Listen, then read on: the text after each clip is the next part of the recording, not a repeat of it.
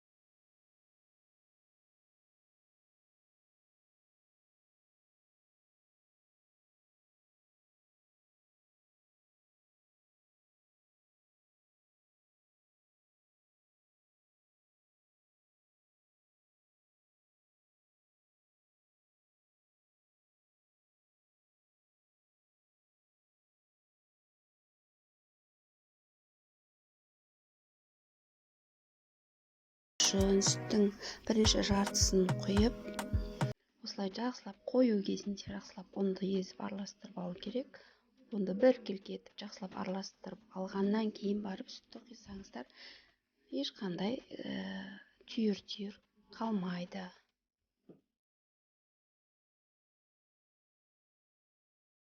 Алты қасық ұн кетті мына жерде.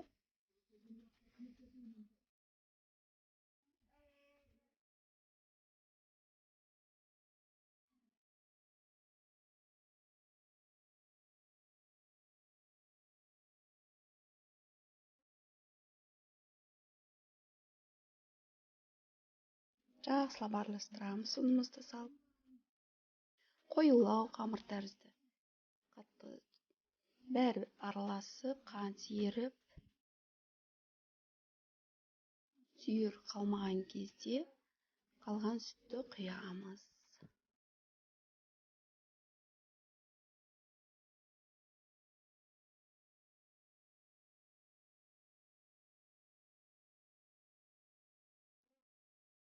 Қалған сүтімізді құйып, тағы да жақсылап араластырамыз.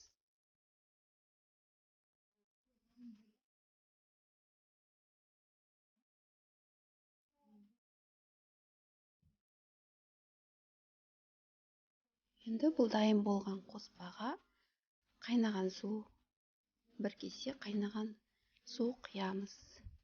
Бір кесе сүтке бір кесе қайнаған су қосса болады. Шамасын айтып жатырмын. Жарты кесе сүт қосып жатсаңыз, блинді бір штук жұмыртқамен жарты кесе сүт қосатын болсаңыз, ол кезде жарты кесе қайнаған су құясыздар. Бір кесе қайнаған суды құйып, осылай жақсылап араластырамыз. Енді осы консистенцияға пищевая сода, жарты қасық пищевая соданы уксуспен гасить етіп,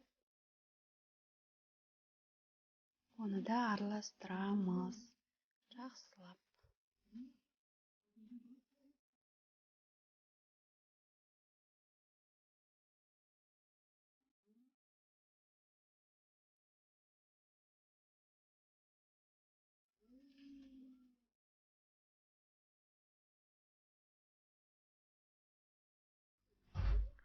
Достар, қайнаған суды құяр кезде сразу араластырып тұрып құю керек, өйткені қайнаған су құйған кезде ішінде жұмыртқалар пісіп кетуі мүмкін. Сол үшін араластырып тұрған кезде қайнаған суды құю керек. Құйып жатқан кезде тез-тез араластырып тұру керек. Мен өзім істеген қателіктерімді сіздер істемеңіздер деп, сол үшін ескертіп жатырмын. Менде болған ондай қайнаған су құйған кезде пісіп кетіп, шықпай қалған кездер болған. Соларды ескеріп қойсаңыздар. Енді мынау біздің қоспамыз дайын болды. Бұны бір 5-10 минутқа қойып қойсаңыз, кішкене тұрса, әдемі болып шығады блины. Енді сковородкамызды отқа қойып, бірінші құймақты құятын кезде кішкене майлап алсаңыздар болады. Ең біріншісіне ғана май жақсаңыздар, қалғандарына жақпайсыздар. Осылай құйып, қатты отта пісірсеңіз күйіп піседі, орташа отта пісірсеңіз күймейді, былай жақсы болып піседі. Әдемі сары болып қызарып піседі. Сосын обязательно блиныдың сковородкасы болу керек емес. Үйіңізде қандай сковородка болса, соған құйып істей берулеріңізге болады. Бұл ешқандай жыртылмайды, жабыспайды. Әдемі болып шығады. Осындай тесік әдемі блины болып шығады. Мен бұлар пісіп бастаған кезінде мен жиегін зубочисткаменен жиегін жаймен ашып қоямын. Сковородканы айналдырып, блиныдың жиегін полностью айналдырып шығамын, өйткені бір шетін ғана ашып, аударып жатқан кезде бір шеті жабысып, жыртылып кетуі мүмкін. Сол үшін осылай басылып айналдырып, зубочисткаменен шетін бәрін айналдырып шығыңыздар.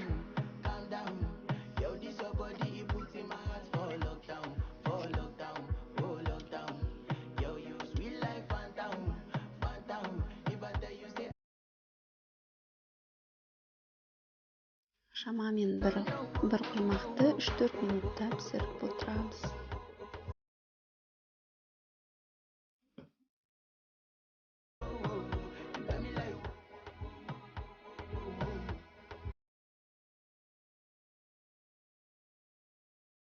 Мына аудардым. Осындай сап-сары әдемі блинылар, құймақтар.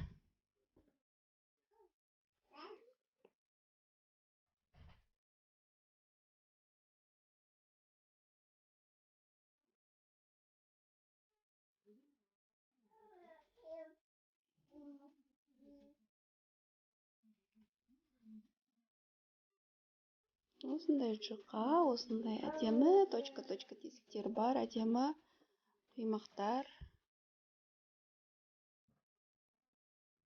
Дәмі өте дәмді.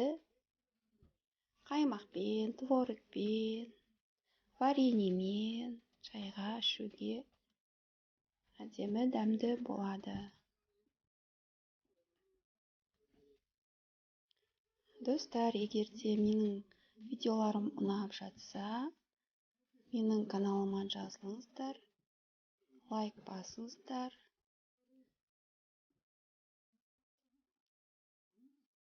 Ешқандай жыртылмайды, үзілмейді, жұқа әдемі құймақтар дайын.